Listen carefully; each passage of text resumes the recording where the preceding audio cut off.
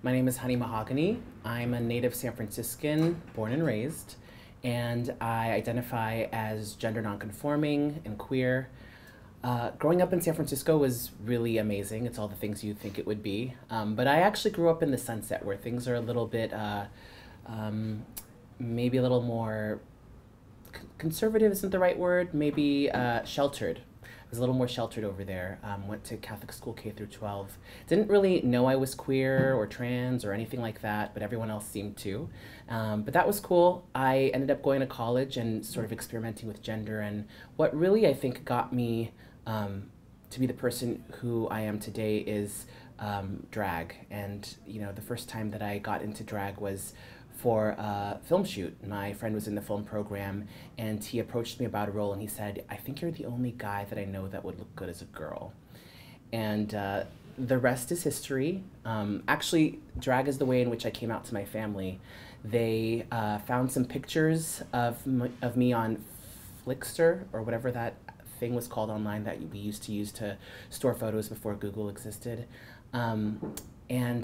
Yeah, they found out that I was queer, and they actually ended up shipping me to Ethiopia to get away from negative influences and try and, find myself and hopefully come back straight. I knew that wasn't going to happen, but I was happy to do it if it would make them feel better. So I did. While I was there, I got to actually work with UNAIDS, which started my love affair for working in nonprofits. Came back to San Francisco, got my MSW at UC Berkeley. And while I was here, I really saw the city begin to shift and change. I mean, the economic crash of 2009 happened, and the city went into a recession. Many things were closing. And then shortly thereafter, we saw the sort of resurgence of tech in San Francisco with, the Twitter tax break happened and all of these different things. And while the city's economy continued to grow, a lot of the queer and LGBT spaces that, I had grown up seeing, driving by as a child and ended up going to as an adult, were closing left and right. So in any case, when it was threatened with closure, a group of 17 of us got together and we said that we wouldn't allow the Stud to close. We formed a collective called the Stud Collective and formed the first ever collectively operated LGBT venue in the country, purchased the liquor license, and saved the Stud. That work actually got me thinking that there was a lot of preservation work that needed to happen in San Francisco as we continue to see the influx of new people and new technology, which is great.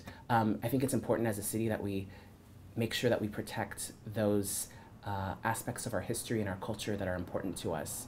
And one of those places is the Tenderloin. Tenderloin is by no means a walk in the park. It is probably the single most heavily impacted neighborhood in our city when it comes to things like poverty, substance abuse, and homelessness. But it also has an incredibly rich history, is one of the most diverse neighborhoods in the entire city, and yeah, it's a place that I've really grown to love.